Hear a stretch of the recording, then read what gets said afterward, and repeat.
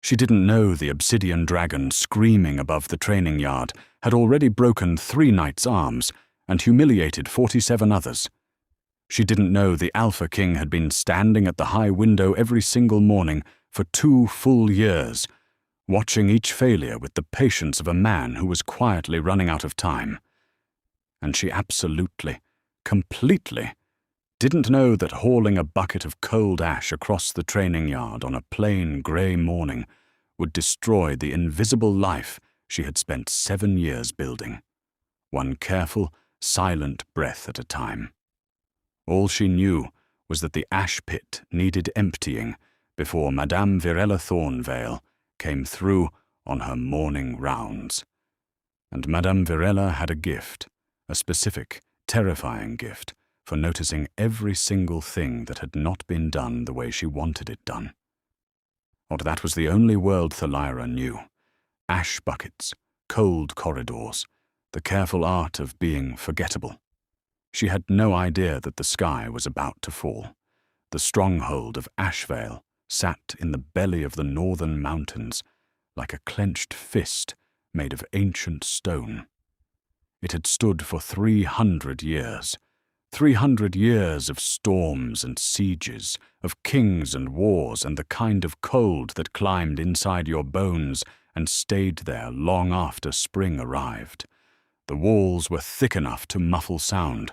The corridors were narrow enough that 2 people could not walk side by side unless one of them was willing to step behind the other. Thalira had learned, years ago, to always be the one who stepped behind. She was 24 years old. She had lived in Ashveil since she was 17. Before that, there had been a village, a mother, and a cottage at the edge of the frost line, and a gift she had been born with that had eventually gotten all of it burned to the ground. She did not think about the cottage anymore. She had gotten very good at not thinking about things.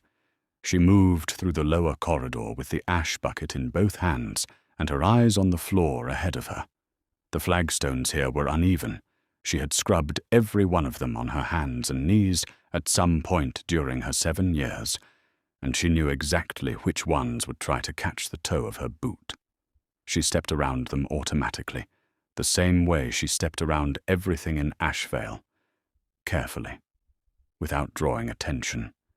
The sounds of the stronghold moved around her, like a river around a stone.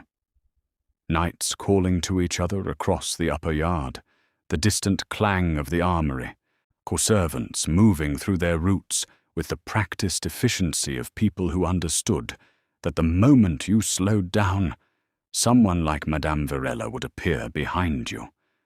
And beneath all of it, always beneath all of it, the pulse.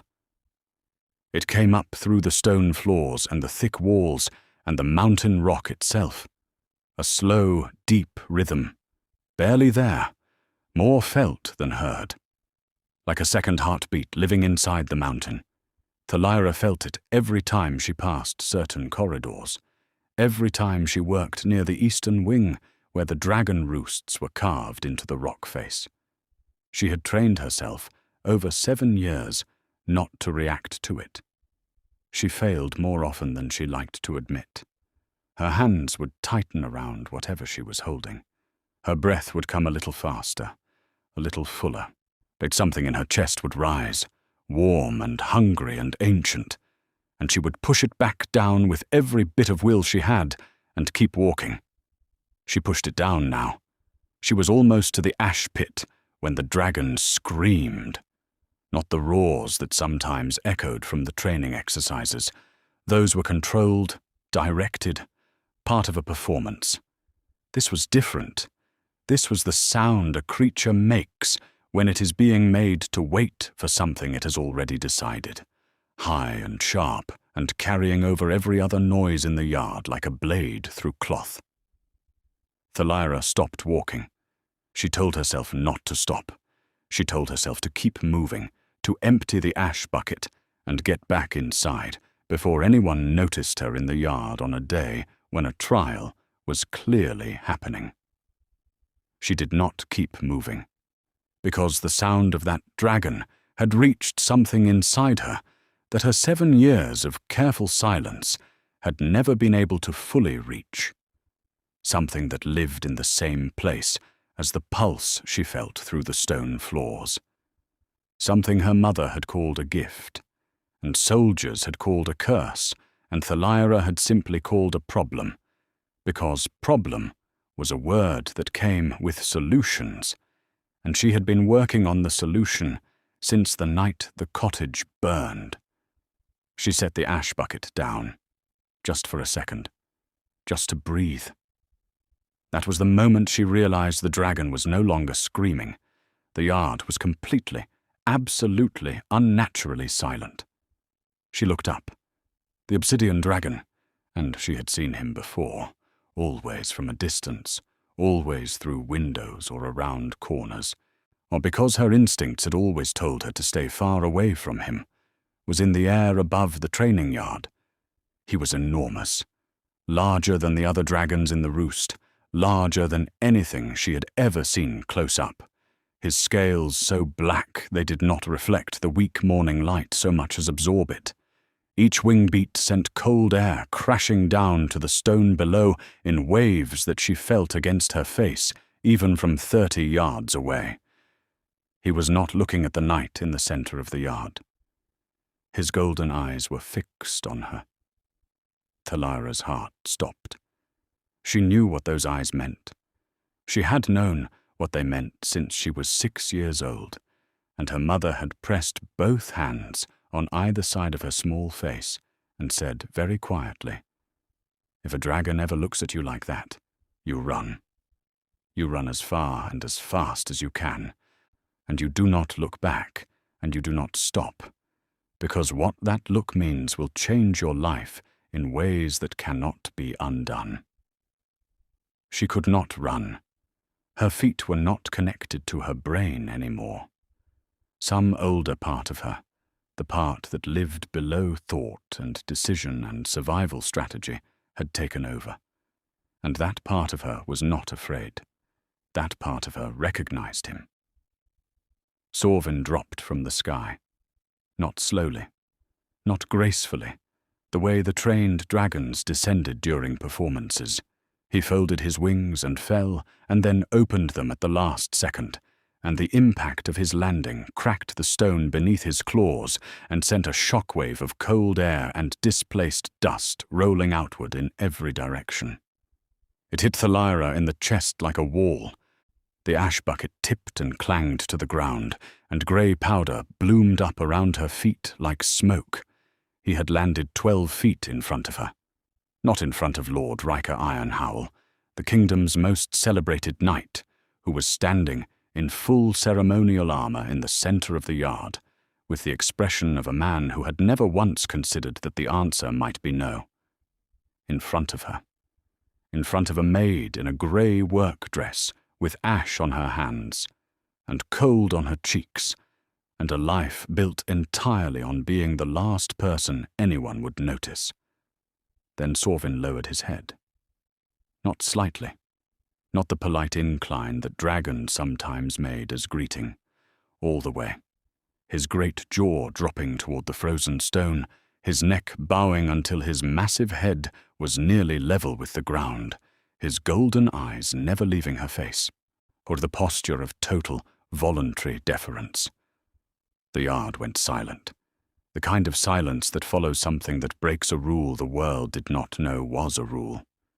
And then, inside Thalira's mind, not through her ears, not through any sense she could name, a voice arrived. Warm, vast, unhurried, the way the pulse in the mountain walls felt, but given language. "Little flame," the voice said, "I have been waiting for you." Thalira's breath stopped. Every wall she had built, 7 years of them, layered one on top of the other, mortared with silence and obedience, and the specific discipline of a person who has learned that being seen is dangerous, cracked from the foundation up. The gift she had kept buried rose in her chest like a fire given sudden air, bright and hungry and entirely beyond her control. Her lips moved. She did not mean them to. She did not choose the words. They came from the same place in her that had recognized his golden eyes. She said his name, very softly, not aloud, inside, in the space behind her sternum where the gift lived. Sorvyn. The dragon's tail swept once, slowly, against the stone floor, the way a cat settles when it has found the place it was looking for. Yes, he said. There you are. And then the yard exploded. The silence broke all at once, every person in it, speaking or shouting at the same moment. Lord Riker Ironhowl's face moved through disbelief and landed, hard on fury. He was a broad man, thick through the shoulders, decorated with the kind of confidence that comes from being told you are exceptional for so long that it calcifies into certainty. He had never, in his adult life, or been publicly outdone by anyone. The idea that he had been outdone by a maid carrying ash was not something his face knew how to hold. Voices crashed over each other. Outrage, confusion. From the upper gallery, where nobles had gathered to watch the trial, someone stood so fast, their chair scraped across stone, loud as a sword clearing a scabbard. A horn sounded. 3 sharp blasts, the signal for a successful dragon bonding. The irony of that horn cut through the noise like a knife. 3 blasts for a successful bonding. The bonding they had been waiting for 2 years, through 47 failures and 3 broken arms, and the increasingly desperate parade of the kingdom's finest men. 3 blasts for Thalira, who had ash on her hands and no title and no name anyone could trace back more than 7 years, while 2 guards moved toward her from the edge of the yard. Sorvyn moved first. He did not lunge. He did not roar. He simply shifted, a single slow repositioning of his enormous body that placed him between Thalira and the approaching guards with the calm precision of someone executing a decision they made a long time ago. His golden eyes were flat and patient. The guards stopped. Thalira was still standing in the ring of displaced ash, her hands at her sides, her heart beating so hard she could feel it in her ears. Sorvyn's presence in her mind was steady and warm and, she realized with a kind of dizzy disbelief, deeply pleased with itself. You could have warned me, she told him silently. It was not a choice. The words simply went where they were meant to go, the way water finds its level. You would have run, he replied. Simply, and without any apology in it. She opened her mouth, closed it. He was not wrong. From somewhere above the yard, she became aware of eyes on her. Not the angry, disbelieving stares of the knights and nobles. Something different. Focused. Quiet. The kind of attention that does not announce itself. She looked up. At the high window above the yard, a figure stood. Dark clothes, dark hair, still in the particular way that very few people can be still when everything around them is chaos, not frozen, not holding themselves back, just present, watching. She did not know his name from looking at him. She did not need to. Everyone in the stronghold knew those windows. Everyone knew who stood there every morning. The maids talked about it sometimes, quietly, when they thought no one was listening. The Alpha King at his window, watching every failed trial with the same expression, the one that never quite changed. Thalira had cleaned those windows. She had never expected to be seen through them. She dropped her eyes back to the yard and told herself, firmly and with complete conviction, to run. Sorvyn's voice settled through her chest like a hand on her shoulder. Stay, he said. It is time. She wanted to argue. She wanted to explain, at length and with considerable force, exactly why it was not time and why nothing about this situation was acceptable, and why the invisible life she had built with so much care was the only protection she had ever managed to find. The footsteps cut through the yard noise before she could begin, heavy, deliberate, unhurried, the kind of footsteps that do not change pace for crowds. Everyone in the yard heard them, and one by one the voices dropped.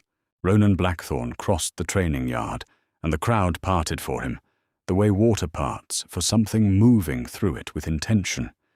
He was not wearing ceremonial armor, no formal robes, no crown, no crest pinned to his chest, no performance of rank. He wore dark clothing, riding clothes, plain and well-fitted, broken in and real in the way that expensive simple things are real. A sword at his hip that he wore like it was part of him, not an accessory. Dark hair loose past his jaw. He was tall, not in the dramatic, sculpted way that the court portraits insisted on, but in the actual way, the way of someone built for cold climates and long distance.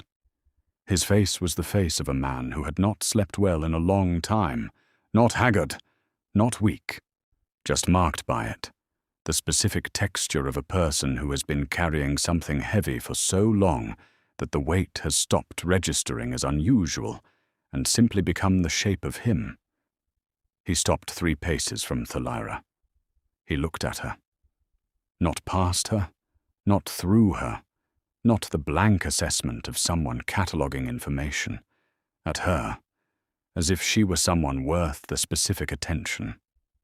Thalira had spent 7 years perfecting the art of giving nothing away. She kept her face neutral. She kept her hands still. She held his gaze because dropping it would communicate the kind of fear she could not afford to show. Your name. Not a question. Not unkind either. Just direct, the way a man speaks when he has used up all his capacity for softening things. Thalira, Your Majesty. Thalira, he said it once, or as if placing it somewhere in his mind.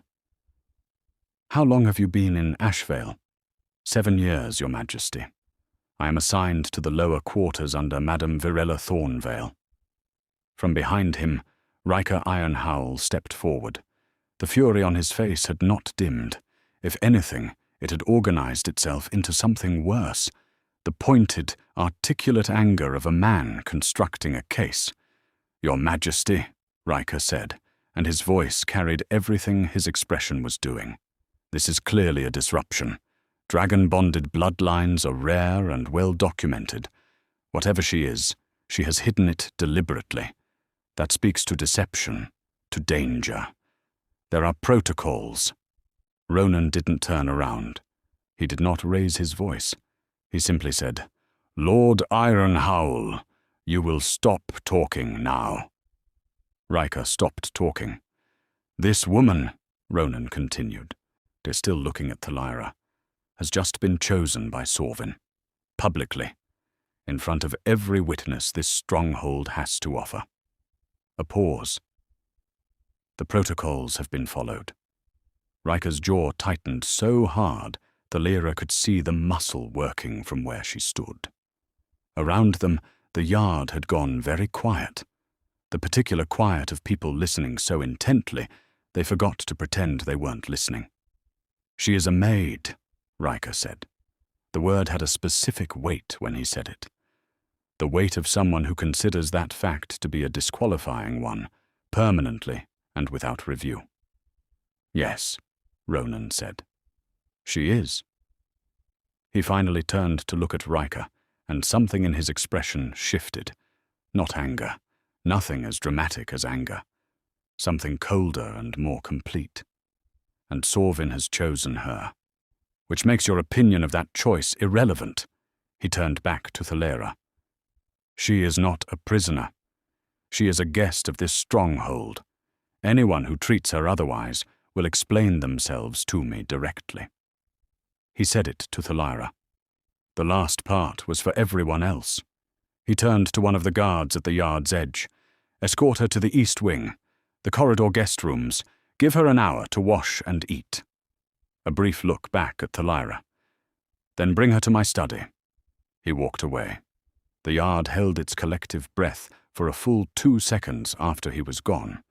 Then it erupted again.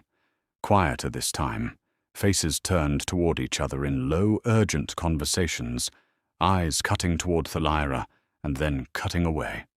Riker Iron Howl stood exactly where he had been standing, his ceremonial armor catching the grey morning light, his face doing something complicated and private. He had trained for years for this moment. He had bled for it. He had been so certain. Thalira did not look at him. She could not afford the pity she could feel rising in her despite everything. She had no room for pity. She barely had room for the controlled, methodical terror that was occupying most of her chest. The guard appeared at her elbow, not unkindly, nothing like the two who had started toward her before Sorvyn moved. "If you'll follow me, miss." She followed. The corridors she moved through were the ones she knew best. She had cleaned them all. She had carried linens through them, had balanced trays of firewood and buckets of water through their turns and inclines. Or she knew every tapestry, the one on the third landing, where the gold thread had started to fray along the battle scene, the one in the east corridor with the hunting dogs that always looked slightly wrong to her, as if the artist had worked from description rather than observation. She knew these halls the way you know the inside of a space you have learned to move through without being seen. They looked completely different when people were watching you walk through them. Servants she had worked alongside for years stared at her from doorways. She heard her name said twice in voices just below conversation level. She kept her eyes forward. She kept her face empty. She counted flagstones. Sorvyn's presence travelled with her, not intrusive, not demanding. Just there, like the warmth of a fire in an adjacent room. She was aware of it, the way you are aware of something that has always been on the edge of your attention, finally allowed to be felt directly. "You have been here 3 years," she told him silently, as the guard led her up the east stairwell. "At Ashveil, you could have chosen me years ago." "Yes," he agreed. "Why didn't you?" "You were not ready." A pause, warm and unhurried. "You were still trying to disappear. A dragon cannot bond with someone who is not yet willing to be found." She wanted to argue with that too. She filed it away instead, because the guest room door was opening and there were fresh clothes laid out, riding leathers in deep green, which was clearly not a coincidence and not something Madame Virella had arranged, and a basin of warm water and a fire already going. And she had approximately 40 minutes before she was expected in the Alpha King's study. She looked at the room. She looked at the clean clothes. She looked at the fire. She sat on the edge of the bed and pressed the heels of her hands against her eyes, and allowed herself, for precisely 30 seconds, to feel exactly how frightened she was. Then she got up and washed the ash from her hands. Ronan Blackthorn's study was not what she expected. She had built a picture of it in her head during the walk, the way you build pictures of things you fear, emphasizing the hard edges, the cold surfaces, the furniture arranged to remind visitors who holds the power in the room. She had expected maps of conquest, trophies on the walls, a desk designed to make the person sitting across it feel small. The room she stepped into was warm, unfirelit and lived in, the kind of warm that comes from a room being used constantly rather than maintained for appearances. Maps covered every wall. Yes, but not maps of conquest.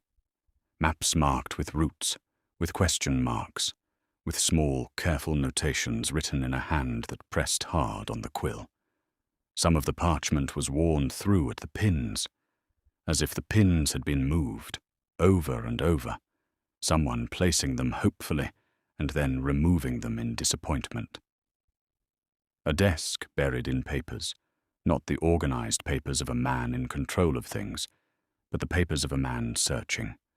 Research, letters, notes with passages circled and words underlined and margins full of questions that had not been answered. 2 cups of wine already poured. She noticed that. 2 cups before she arrived, as if he had known, or decided, or that this was going to be a conversation rather than an interrogation. He was standing at the window, his back to her. The window faced east. She stepped inside. The guard pulled the door closed behind her. She heard the latch engage. "Sit down," Ronan said. He was still looking out the window. "I'm not going to interrogate you. You had me escorted by guards, Your Majesty." A pause. He turned from the window. "Fair point. I apologize for that." She sat. Not because he told her to, because her legs were making the decision independently, and this seemed like the moment to stop arguing with them. He moved to the desk, did not sit behind it, stood beside it, one hand resting on the surface, and looked at her the way he had looked at her in the yard, with the directness of someone who has used up all their capacity for pretending not to see things. "You have the gift," he said. Not a question. "I don't know what you—" Thalira. Just her name. Nothing aggressive in it. Just the quiet weight of someone who does not have time for the conversation where she pretends, and he pretends to believe her, and they both lose an hour they do not have. Sorvyn chose you. Sorvyn has never, in 2 years and 47 trials, shown any interest in being chosen. He waited. He waited specifically for you, which means you have the dragon bond gift, and you have been hiding it. He tilted his head just slightly. For how long? She looked at him. She calculated, the only way she knew how to calculate things now, which was in terms of what the truth would cost her, and what the lie would cost her, and which price was more survivable. "Since I was 7 years old," she said. Something moved in his face. Not surprise, recognition. "Your family?" "My mother." She kept her voice level. "Soldiers came for her. I was 17 when I came to Ashveil. I chose this place because it was large enough to disappear in, and I was good enough at the work that no one had reason to look closely." She paused. "Until today." He nodded once, slowly. He reached for one of the wine cups and pushed it across the desk toward her without comment. Then he picked up his own. The fire crackled between them. He said, "I need to tell you about my brother. His name was Alaric, 17 years old when he disappeared. Quiet, bookish, or the kind of person who carried books to dinner and forgot to eat because he was still reading. Grey eyes, the same shade as Ronan's, but softer, less worn by the years. He had liked maps, too, not for strategy, but for the geography of them, the way they turned the enormous world into something you could hold in your hands and trace with your fingers. He had grown up in this stronghold, in these corridors. He had known every secret passage and every hidden alcove and every loose stone in every wall, the way children know places they have run through and hidden in and made their own. He had never wanted anything to do with court politics. He had told Ronan this once, when he was 14, sitting on the east battlements in the early morning with his latest book open on his knees, watching the mountains turn from grey to gold in the rising light. "I just want to read," he had said. "Is that allowed? Can a king's brother just read?" Ronan had laughed. "Yes," he had said. "It's allowed." He told Thalira all of this in the way a man tells things he has told himself so many times the words have worn smooth. Not without feeling, but with the particular steadiness of someone who has had to find a way to carry something without being destroyed by it. He stood beside his desk and did not perform it. He just spoke. The raid had been 2 years ago. The eastern border post, a secondary stronghold, garrisoned and warded, considered secure.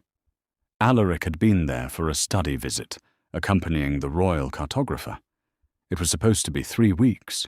He was supposed to come home with new maps and a satchel full of notes.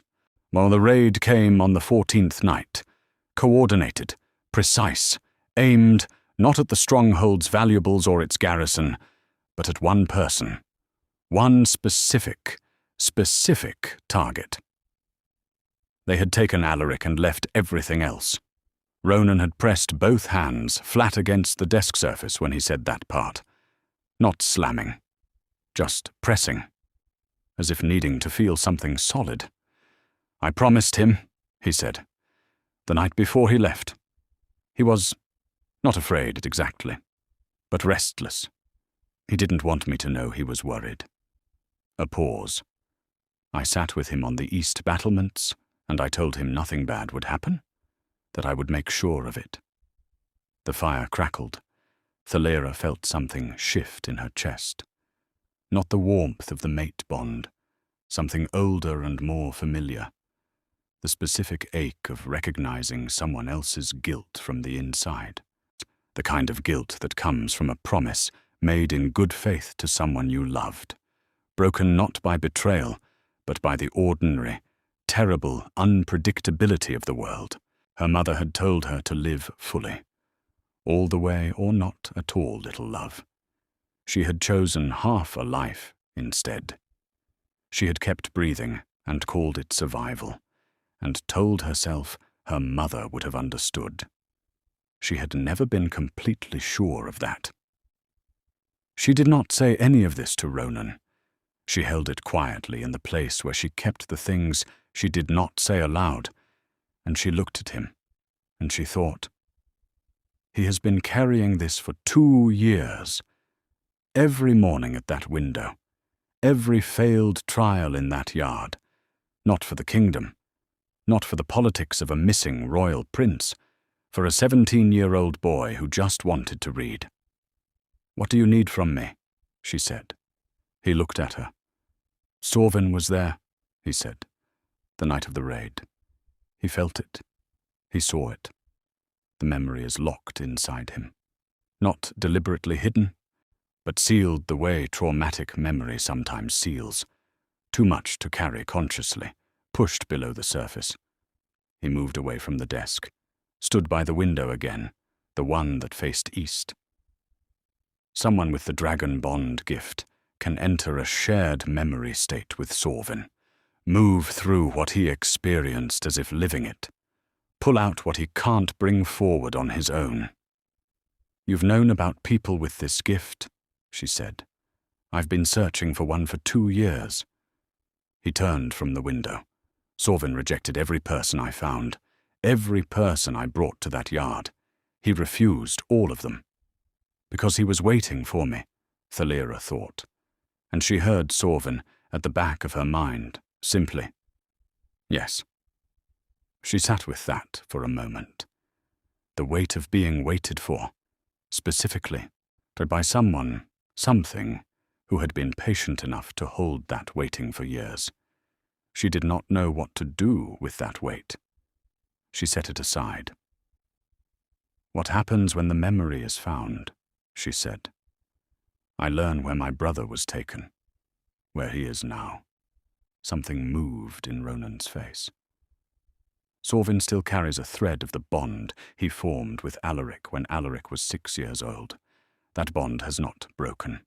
A broken bond leaves a specific kind of silence. This is not silence. He held her gaze. "Alaric is alive. I believe that. I need the memory to find him." Thalira looked at him for a long moment. She thought about the door. She thought about the invisible life she had built, the one that was already gone. You could not unring that bell, could not unsee a dragon kneeling before you in a courtyard full of witnesses. Or whatever she did next, that had already happened. She thought about 17 years old and grey eyes, and a boy who just wanted to read. She thought about a promise. 7 days, she said.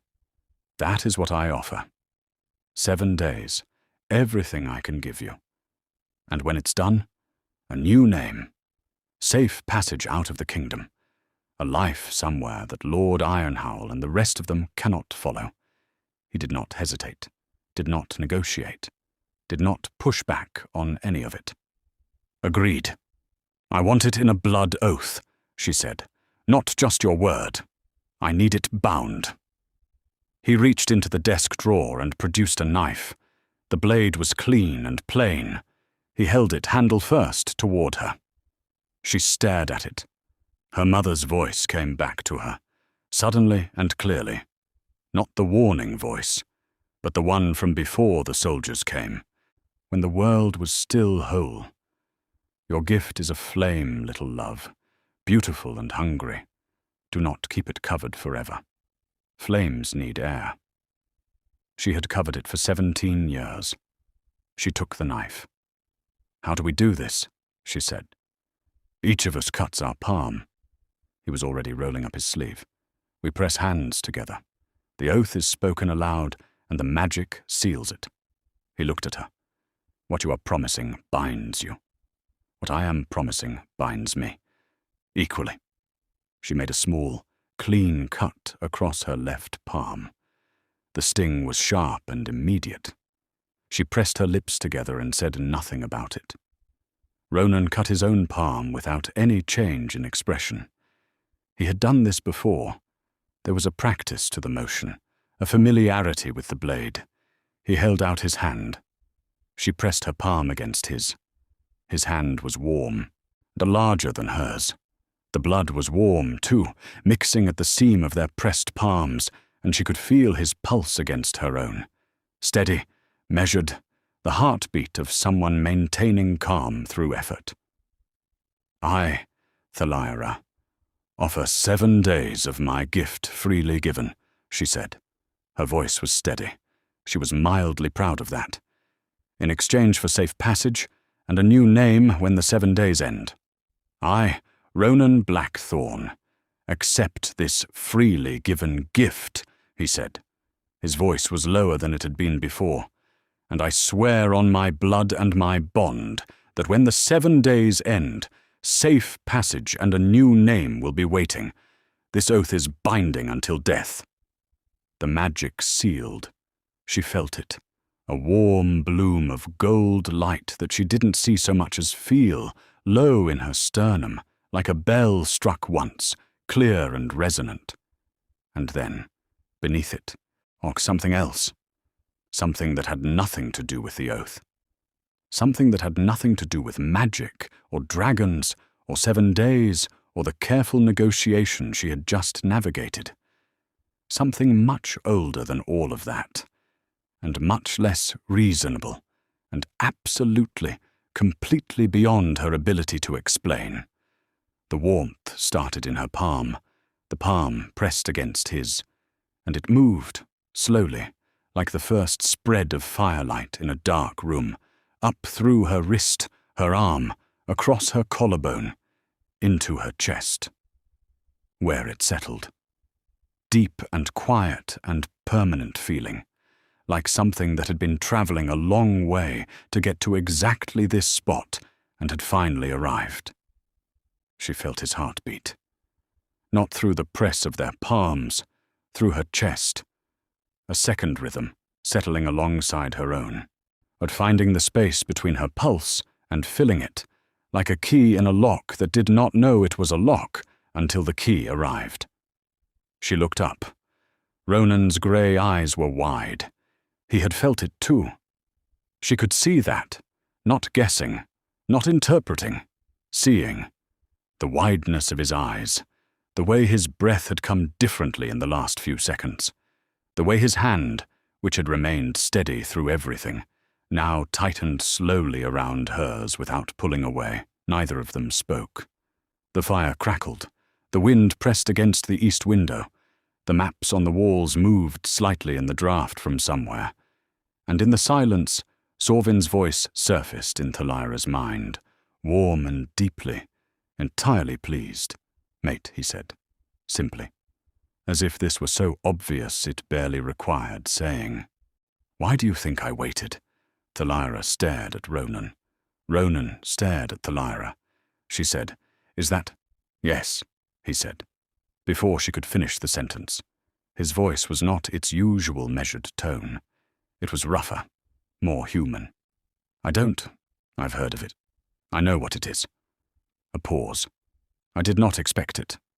Neither did I. Are you—" He stopped, started again. "Are you all right?" She almost laughed. She swallowed it. "I have no idea," she said honestly. He released her hand slowly, too slowly, as if his hand had decided on a different pace than the rest of him, and he was letting it take its time. "Tomorrow," he said. His voice had leveled out again, but the work of leveling it was visible. "We begin tomorrow. Sorvyn will be in the north roost."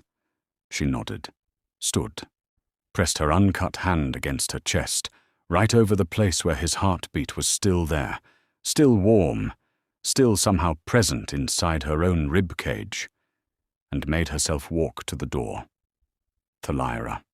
She stopped, her hand on the door. I felt it too, his voice barely above the sound of the fire. "Whatever it is, whatever it means, I want you to know, I felt it too." She did not turn around. She could not turn around. If she turned around, she would not be able to pretend she was still the girl with the ash bucket who wanted nothing but a clean exit. She kept her hand on the door. "Good night, Your Majesty," she said. She walked out. The warmth followed her down every corridor. His heartbeat stayed against hers the entire way. The room they had given her was larger than anything she had occupied in 7 years of careful or small living. A fire already burning. Furs on the bed. The riding leathers laid out still. Deep green, well made, clearly not pulled from the servant stores. Clean towels. A window that faced south, away from the wind's worst angle. She sat on the edge of the bed. She pressed her palm, the cut one already beginning to close, flat against her sternum. She sat very still and felt the dual rhythm of her heartbeat for a long time. Hers, and the one beside it that was not hers. She tried to be sensible about it. She had read about mate bonds, not often, not out of hope, but because the gift she carried made dragon bonds adjacent to her understanding, and wherever dragon bonds lived, mate bonds lived nearby in the old books she had read by firelight in her mother's cottage. She knew what they were supposed to be. Ancient, involuntary, was unbreakable. She had never expected to be inside one. She had not expected many things today.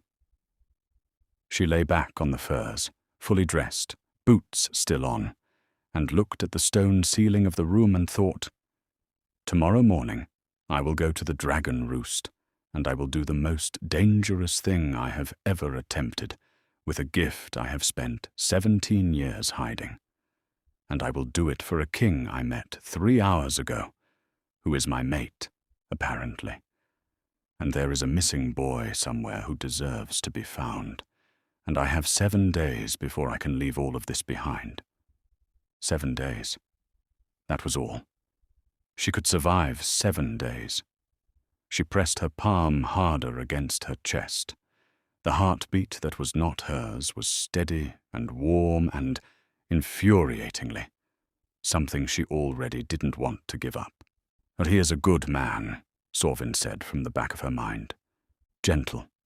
Not pushing, simply offering it, the way you offer someone a candle in the dark.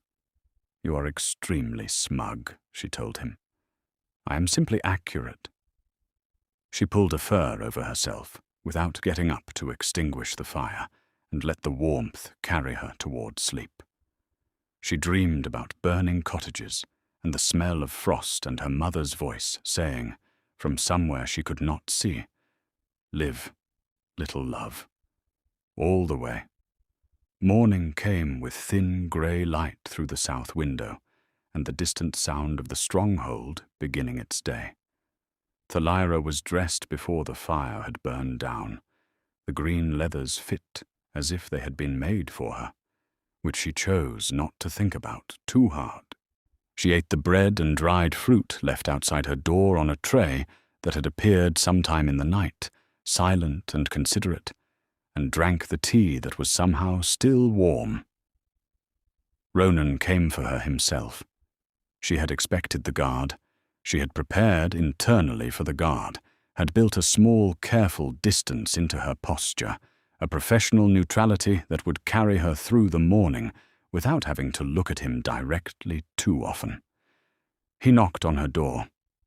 She opened it. He was there. He looked as though he had slept about as well as she had. His jaw was dark with the beginning of a beard. He was wearing the same dark riding clothes as yesterday, or very similar ones. He had a cup of something hot in each hand, and he held one out to her without preamble. She took it. They walked to the north roost in silence that was, or she noticed with some surprise, not uncomfortable. Not the strained silence of two people avoiding something, the silence of two people who had already said the most important things and were currently occupied with processing them. The stronghold looked at her as she passed through it. She was going to have to get used to that. People who had glanced through her for years now found their eyes catching on her. She heard, "The maid the dragon chose," twice in two different tones. One curious, one considerably less kind. She kept walking. Beside her, Ronan said nothing, but he walked close enough that their arms nearly touched, and the warmth of his proximity was something she felt through her sleeve. His heartbeat was steady against her own. The north roost was carved deep into the mountain.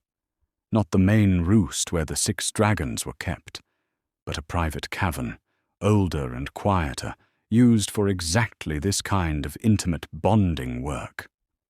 Torches lined the walls.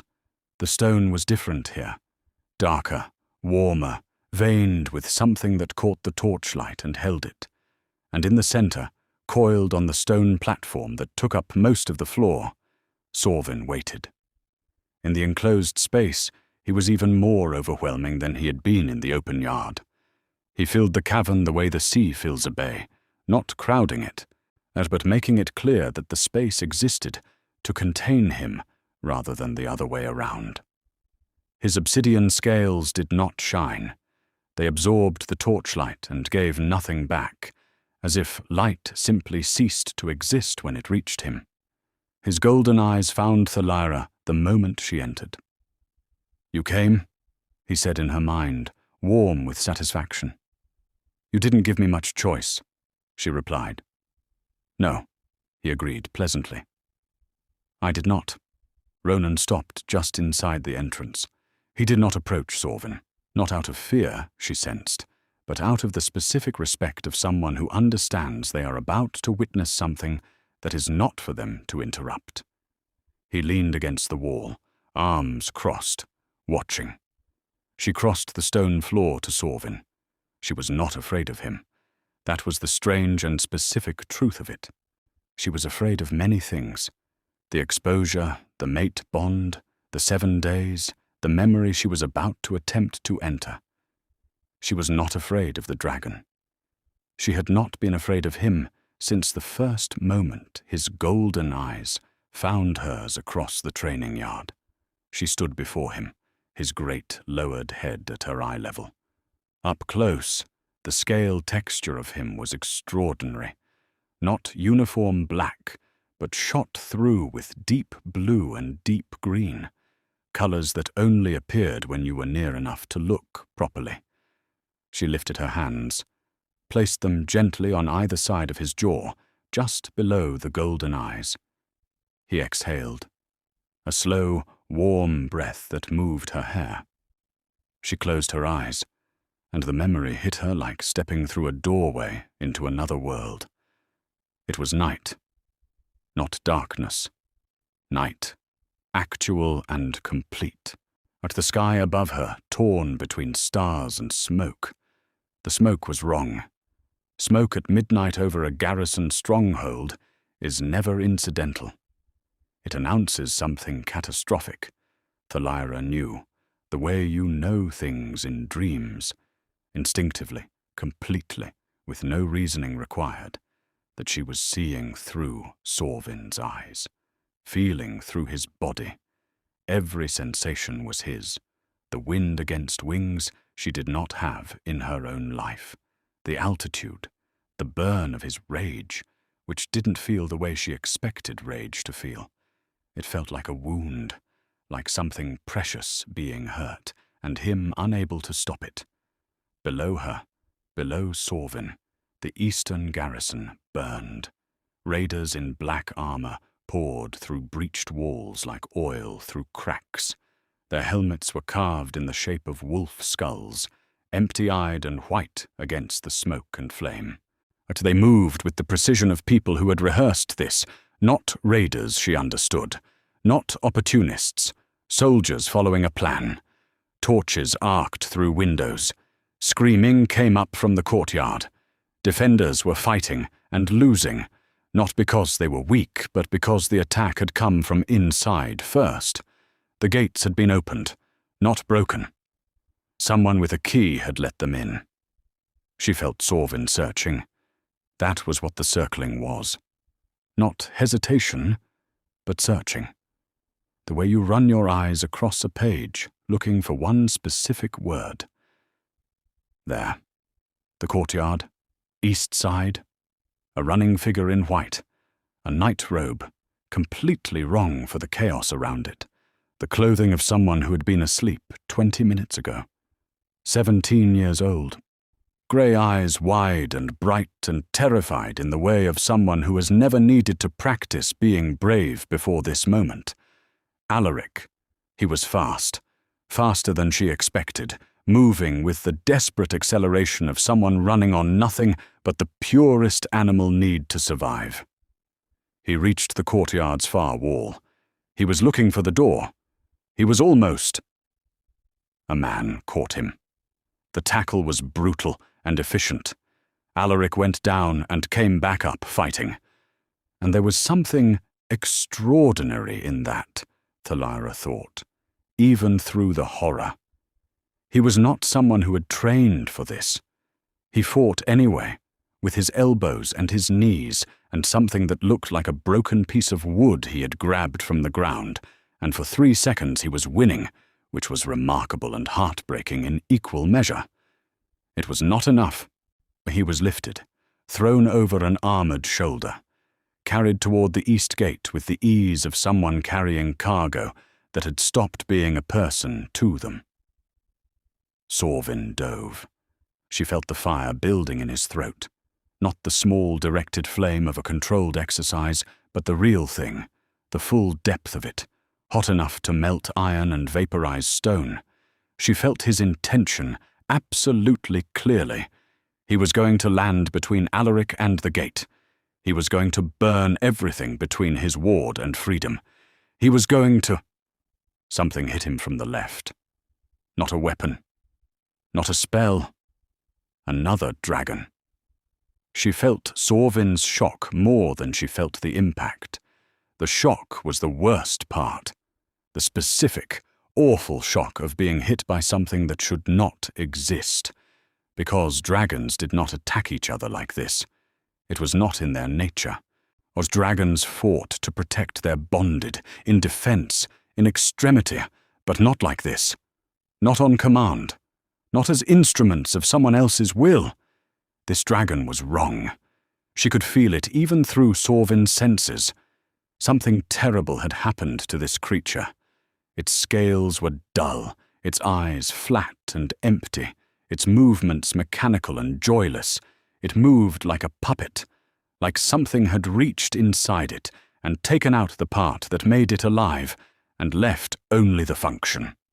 It slammed into Sorvyn with the efficiency of a weapon rather than the fury of an animal, and he fell. The world spun. The eastern sky rotated. The smoke rushed up and the stars rushed down, and she felt Sorvyn's desperate attempt to right himself, his wings snapping open against the drag of the impact. his claws reaching for purchase on the air that had no purchase to give. He hit the outer wall. Stone, impact, the world going briefly white. Below, the east gate swung open, through Sorvyn's slowly clearing vision, and she felt his physical pain as her own, a deep, shattering ache across the left wing and the chest. She saw Alaric being carried through the gate. The last thing she saw of him was his hand, reaching backward from over the raider's shoulder, fingers spread, as if reaching for something he could not name. And then the voice. Calm. Not shouting. Not urgent. The unhurried voice of someone giving instructions in a context where the outcome has already been decided. Lord Malric wants the boy unharmed. See that he arrives breathing. The name hit her like a brand pressed to skin. Lord Malric. Lord Malric wants the boy unharmed. Lord Malric's name, spoken in a burning courtyard, in the mouth of someone carrying out a plan that had been executed perfectly, by someone who had known exactly what they were doing and exactly who they were doing it for. Lord Malric Shadowrend. She knew that name. She had heard it in the stronghold, not often, not loudly, but the way you hear the names of important men when you are a servant who has learned to listen carefully to conversations held around people who have been taught not to notice servants. A man with a seat on the advisory council, a man who came to Ashveil for war meetings, a man who had been, she realized, with a cold that had nothing to do with the mountain air, coming to these meetings since exactly 2 years ago. Since the night of the raid, she came back to herself like surfacing from deep water, the roost, the torchlight, the stone floor rushing up. She was falling before she could catch herself. Her legs had simply stopped working, the memory bond pulling back out of her with the force of a tide, leaving her body emptied of everything that had been filling it. Ronan caught her, both arms, clean and immediate. She heard him cover the distance of the room in the time it took her to fall, felt his hands close around her before she hit the floor, his arms pulling her upright, his chest solid and warm against her back. He held her with the careful steadiness of someone holding something they are deeply afraid of dropping. She was shaking. She did not realize she was shaking until she was held still. "I have her," Ronan said. Not to her. To Sorvyn, who was watching from the platform with ancient, steady, golden eyes. "I know," the dragon said, in both their minds. "You always would." Thalira pressed the name out through teeth that had decided to chatter without her permission. Malric Shadowrend. The quality of Ronan's stillness changed completely. She felt it through the mate bond before she felt it through the arms around her. A deep, specific stillness, like a lake surface going flat before the wind picks it up. The shift from controlled worry to something colder and far more focused. He said nothing for a long moment. She turned in his arms to look at him. His face was doing something quiet and devastating. He was looking past her, toward the east wall of the roost. Not at the wall, through it, toward the direction it pointed. "He sat at my table last week," Ronan said. His voice was very low, controlled in the way that things are controlled when the alternative is not something you can allow. "He has been sitting at my table for 2 years. A pause, a slow exhale. He looked me in the eye and told me he was sorry for my loss." The fire in the torches moved in the draught from the stone passage. Thalira was still shaking slightly, still pressed against his chest, and she felt his heartbeat against her ear. Faster now, no longer steady, carrying everything that his face and voice were not saying, and she closed her eyes and held on, because it was the only reasonable thing to do. She rested in her quarters afterward, with the furs pulled around her, and a cup of hot tea she hadn't asked for in her hands. The tea had arrived with Ronan, who sat by the fire without asking, without announcing, without occupying any more space than the chair he chose, the smaller one, the one closest to the door. He did not ask how she was feeling. She appreciated that more than she could account for.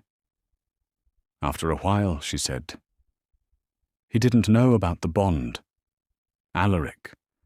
You said the bond formed when Alaric was 6. He didn't understand what it was." Ronan turned the cup in his hands. He thought Sorvyn just liked him. He used to fall asleep against Sorvyn's side. The dragon would coil around him like a wall, and Alaric would sleep through thunderstorms that rattled the whole stronghold. Something moved in his voice. Not quite a smile, but the shape of one, the ghost of where one used to live. He never knew the bond it formed. I don't think Sorvyn told him. She looked at the dragon, who had followed them to her quarters and now occupied the corridor outside her door in a way that made it technically impossible to enter without his permission.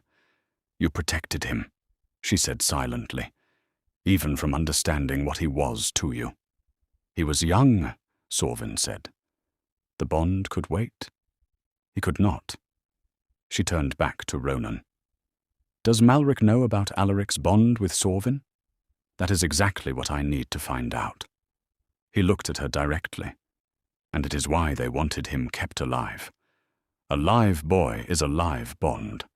A live bond can potentially be used, if you know what you are doing, if you have someone with the right gift to operate it. His jaw tightened. Malric would not have taken him for sentiment.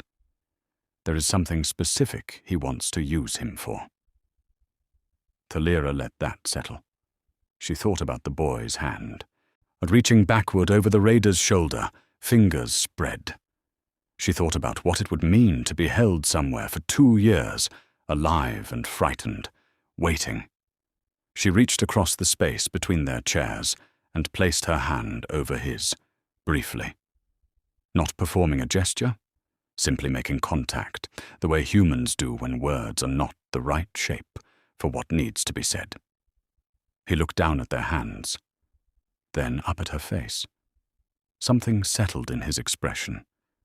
Something he was not trying to hide. The threat announced itself the next morning in the form of a servant she did not recognize. Thalira had spent 7 years learning the face of every person who worked in Ashveil. She knew the kitchen staff, the stable hands, the laundry workers, the guards who cycled through the night shifts. She knew which new people arrived at the start of each season and how long they typically stayed. She did not know this person. She saw him near the dragon roost twice in one morning. The second time, he saw her noticing him. He did not look away casually, the way an innocent person might. He looked away too quickly, and then he was simply gone. Not walked away, but gone, the way people go when they do not want their route to be traceable. She told Ronan at mid-morning. He listened without interrupting. Then he opened the drawer of his desk and produced a folded piece of paper. It had arrived that morning, he said, unsigned. No seal. The paper so ordinary it could have come from anywhere, any market, any household. He unfolded it and placed it in front of her. The writing was clean and unhurried. "Stop looking. Let it go. Some boys are better lost." Thalira looked at the note for a long time. She thought about being 17 in a burning garrison. She thought about hands reaching for something that could not reach back. She thought about 2 years of waiting in some room near a coastline that tasted like salt. She put the note down on the desk. "Tell me everything you know about Malric Shadowrend," she said. "From the beginning." Ronan looked at her. Something changed in his face. A subtle shift, the kind you only catch if you are watching carefully, if you have learned to read the small signals that careful people give off when they are surprised by something they had not let themselves hope for. She had told herself she was counting days to the exit. She was beginning to understand that she had stopped counting sometime in the last 12 hours, quietly, without announcement. It was in the way that real decisions tend to happen. He began to talk. Lord Malric Shadowrend was 60 years old and had been on the advisory council since Ronan's father's time. He was a careful man, not brilliant, not visionary, but careful in the way that certain people are careful, which is to say that he understood that power accumulated slowly if you did not draw attention to the accumulation. He had spent decades positioning himself in the Eastern Territories. Trade agreements, garrison appointments, a slow, careful weaving of alliances and dependencies that had grown so gradually no one had noticed the shape it was taking until the shape was already large. He wanted the Eastern Territories, the coastline, the ports, the trade routes that ran through the mountain passes, routes that, if controlled, would make whoever held them extraordinarily wealthy and influential. Those passes were protected by a ward system tied to the royal bloodline.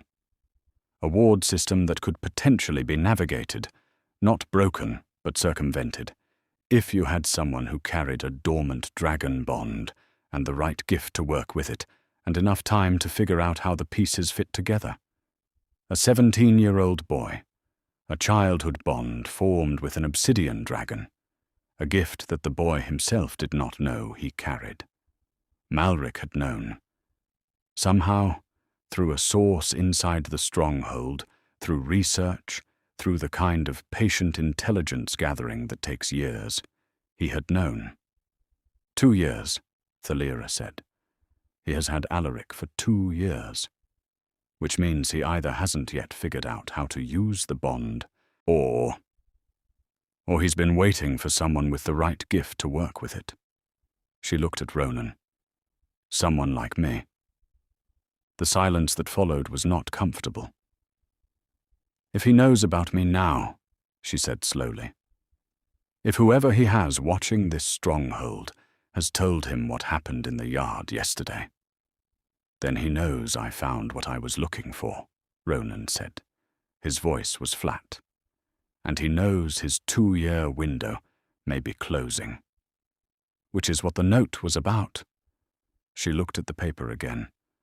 Some boys are better lost. He is trying to make you stop before I can finish. Ronan nodded once. She stood. She moved to the window, not the east-facing one, but the south one, looking down at the training yard where it had all begun, where the stone was still cracked from Sorvyn's landing. She stood there and looked at it, and felt the mate bond warm and steady in her chest, and felt Sorvyn patient and present at the edge of her awareness, and felt, underneath both of those things, something older and simpler and much harder to argue with. She had spent 17 years running from the one thing about herself that was extraordinary, the gift her mother had called a flame. She turned from the window. We need to go back, she said, into the memory. Deeper this time. I need to bring back enough to bring him down. Specific details, specific evidence. Something that cannot be denied in front of the council. She held Ronan's gaze. I can do that. He looked at her. The careful, direct attention she was beginning to recognize. The look that did not look through or past, but at. You don't have to, he said. But the oath gives you 7 days, not a specific depth. Whatever you pulled yesterday was already more than, I know what the oath says, she said quietly. I'm choosing to go deeper. He held her gaze for a long moment. And then, in a voice that was not the measured tone of a king managing a situation, but something different, something unguarded and real, he said, Thank you. She looked away before her face could do something she was not ready for. In the afternoon, before the second bonding attempt, Sorvyn showed her something he had been holding carefully. Not a full memory, something softer. A sense impression. The stretched, thin thread of his bond with Alaric, still intact after 2 years, and all the distance between. She went into it gently, guided, feeling rather than seeing. Alive. But that was the first and most overwhelming thing. Alive, clearly. The bond thread carried the warmth of a living heartbeat, faint and steady, present in the way that embers are present in ash, not visible but real, waiting. And then the impressions. Not images. Sorvyn could not see through the bond, not at this distance, not after this long. But taste, sound, the faint whisper of sense impressions carried along the thread. Salt. The taste of salt at the back of her awareness. Salt carried on wind. Not a city smell, not a landlocked smell.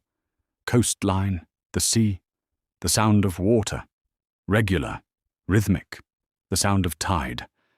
She came out of it carefully, Ronan's hand on her shoulder the whole time, his presence solid and warm, and she noticed this. She could not help noticing this. Worried for her specifically, not just for the information she was carrying. She felt that through the mate bond. It was not the concern of a man managing an asset. It was the concern of someone for whom she had become someone. She had no framework for what to do with that. "East Coast," she said. "He's near the sea." Ronan closed his eyes. 3 full seconds. Very still. When he opened them, they were bright in a way that had nothing to do with the torchlight, and everything to do with 2 years of quiet, terrible hope finally finding purchase. He did not cry. She had a feeling he had not let himself cry in a very long time. But the brightness was real, and she saw it, and she held it carefully. Later, from her window, she watched him stand at the east-facing window of his study. She could see it from the angle of her room, the silhouette of him against the dark glass, looking east toward a coast where his brother was still breathing. She pressed her palm flat against her sternum. The mate bond was warm and low and steady, like a tide, always moving, always returning. She had stopped counting days entirely.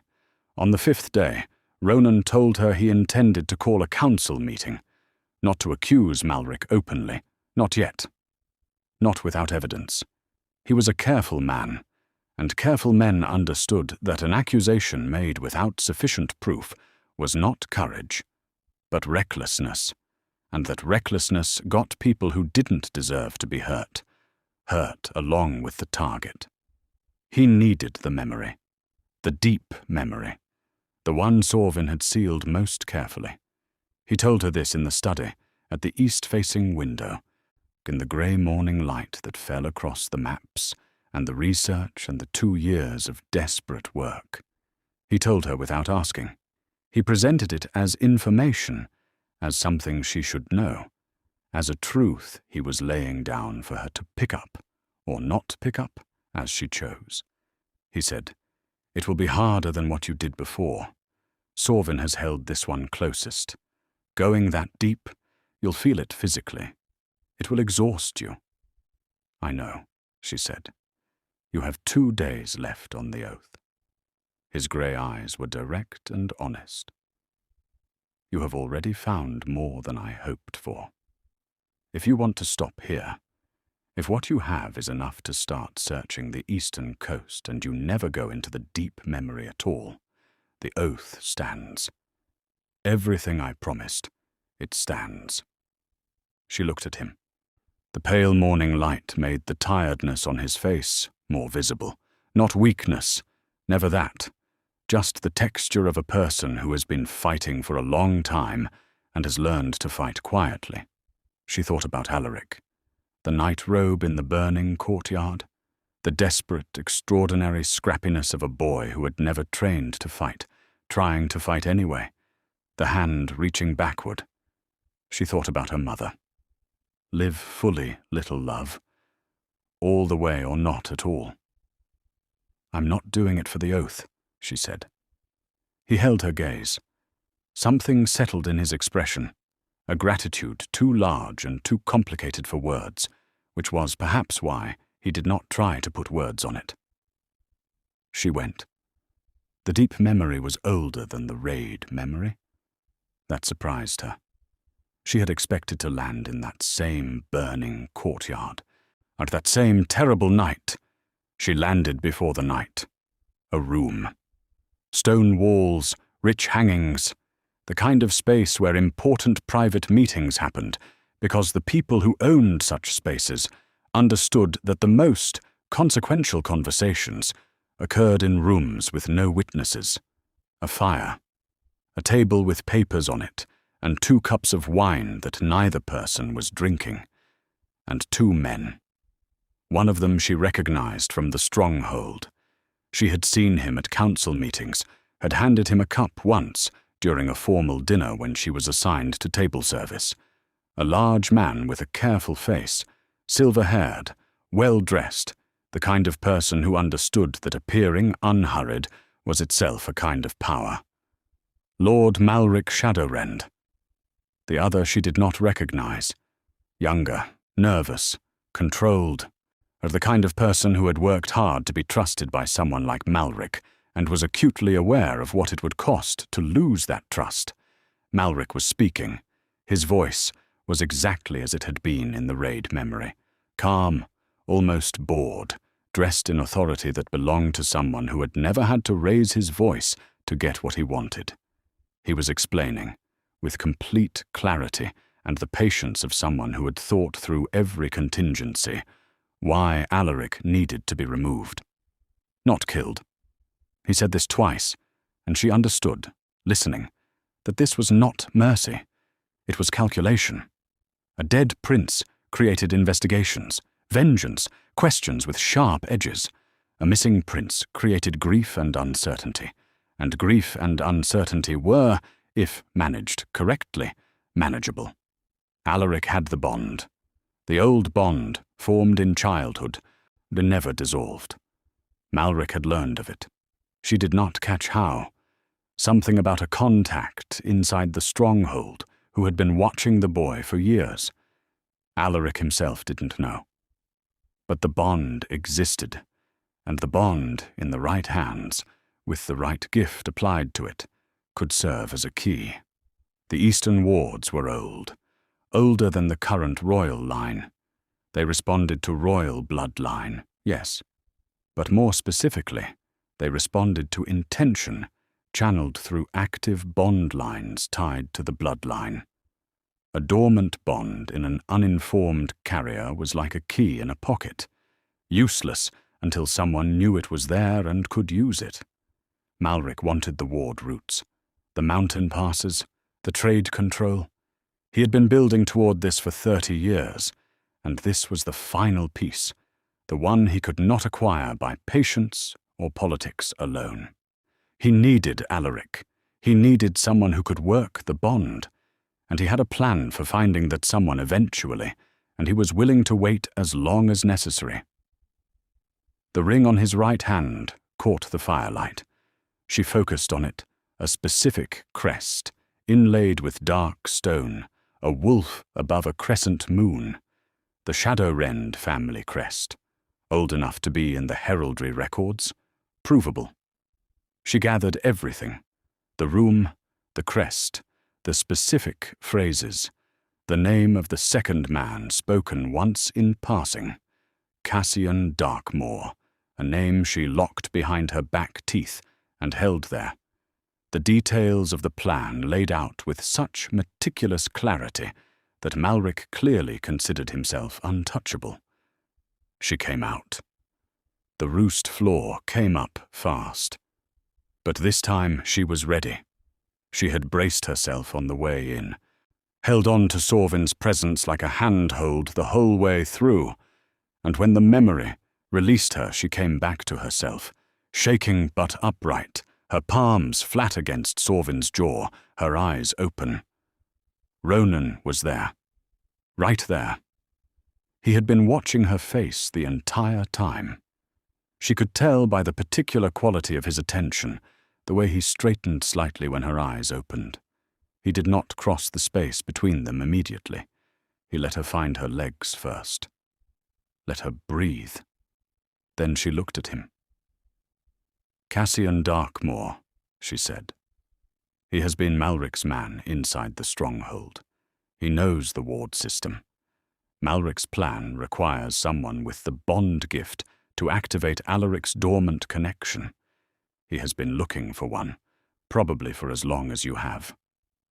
A breath. "The ring, the wolf and moon crest, right hand. That is in the heraldry records. Not everything I can testify to was clearly and specifically stated in that meeting." Ronan moved. He crossed the distance between them in 3 steps, and his hands came up on either side of her face, cupped gently, steady, and he looked at her from that close proximity, and his grey eyes were very bright. "Are you all right?" he said. "I'm fine," she said. "I'm good." She was still shaking slightly. "I have everything." He exhaled. She felt it in his chest through the bond, the deep, releasing exhale of a person who has been holding something very tight for a very long time and has finally been given permission to set it down. He pressed his forehead against hers, just for a moment, just briefly, the gesture of someone who has run out of language for the size of the thing they are feeling. She did not pull away. The council meeting was called for the following morning. Thalira stood beside Ronan when he called it. Not behind. Beside. She had not been asked to stand there. She had simply moved there, and he had looked at her, and he had said nothing about it. She stood before the council, 12 men and 2 women, all of them looking at her with various degrees of curiosity and skepticism, and she gave her account. She was precise. She was exact.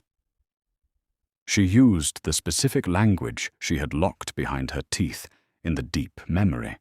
Names, dates, details, the specific description of the ring, the specific lines of dialogue spoken by Malric Shadowrend in a meeting he had believed was private and unwitnessed. She watched Malric's face from across the long table. He was good. Very good. Actually, he held his expression for longer than most people could have. But there is a specific way a face moves when evidence lands in a room that it was not supposed to be in, when a thing you were certain no one could prove is proven. The stillness that arrives, the very small recalculation behind the eyes. She watched him do it. The council was quiet for a very long time after she finished. Then the questions came. She answered all of them. She answered the skeptical ones, and the hostile ones, and the simply confused ones with the same precision, and she felt Ronan beside her, steady and present, not answering for her, not redirecting, just there. The vote to confine Malric Shadowrend to his quarters, pending full investigation, was unanimous. As they walked out of the council chamber, out into the corridor where the cold mountain air moved through the stone passageway and the torches guttered slightly in the draught, Thalira heard it, from above, from the high roost opening that looked out over the east face of the mountain. A single, long, clear call from Sorvyn. Not a war cry. Not fury. Something different. Something that carried in it a specific weight of release, like a breath held for 2 years, finally let go. Ronan stopped walking. He stood with his head slightly tilted toward the sound, and she watched his eyes close briefly, and then open. "We know where to look now," he said. "The east coast. Cassian Darkmoor is already being brought in. He'll give us the specific location." He looked at her. "We'll find him." She believed him.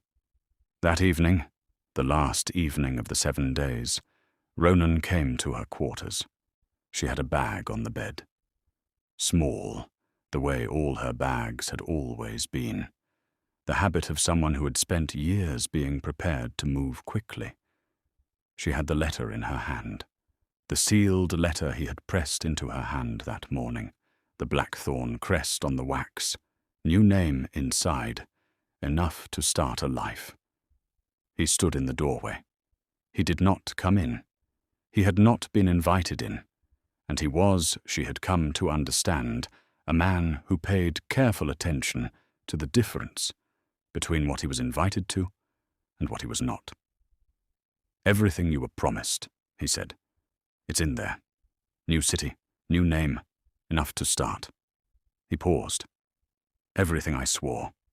She held the letter, felt the weight of it. Not heavy, not light. The weight of a door swinging open. She thought about grey corridors and ash buckets, and 7 years of the careful, the quiet discipline of being unremarkable. She thought about how good she had gotten at it. She thought about whether, if she walked through that door, she would eventually rebuild it. The smallness, the forgettability, the invisible life. Whether she would spend another 7 years teaching herself to be unfound. She thought about burning cottages and the smell of frost. Live fully, little love. All the way or not at all. She set the bag down. Ronan did not move. He watched the bag go down, and his face did something careful and complicated that he was not trying to hide from her anymore. "You have terrible timing," she said. The corner of his mouth moved. Not a full smile, not yet. Not with Alaric still somewhere on a cold coast, not with the work still ahead, but the shape of one, the beginning of one. "I've been told," he said. She crossed the room. Not quickly. She had spent 24 years moving through the world at other people's pace, waiting, accommodating, being wherever she was needed, and invisible where she wasn't. She was finished with that particular speed. She walked toward him at her own pace, and Ronan's hand found hers before she was all the way there, warm and calloused and steady, the same hand that had held hers through an oath, through a bond, through the naming of an enemy and the beginning of something neither of them had planned. His fingers closed around hers. She looked up at him. He looked down at her. The mate bond was warm and quiet and completely, wholly present in the space between their heartbeats, the way it had been since the night of the oath, and the way she understood now, clearly and without argument.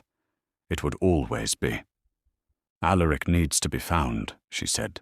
"He will be. And Malric needs to be tried properly. He will be." He held her gaze. "I will handle all of it.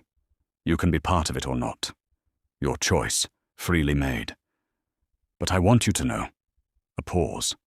A breath. "Whatever you choose. I want you to know that you are not leaving anything small behind if you stay." She looked at his face. The tiredness, the honesty, the grey eyes that had been watching and hoping from a high window for 2 years, the man under the crown, the brother who had made a promise he couldn't keep and had been trying to keep it anyway ever since. She thought, this is what it looks like when someone chooses not to be invisible anymore. Not safe. Not hidden. Not comfortable. Seen. "I'm staying," she said. And she meant it. Above the stronghold of Ashveil, in the cold mountain air that carried the first suggestion of spring beneath the winter's grip, Sorvyn called one last time that night. Long and clear and warm.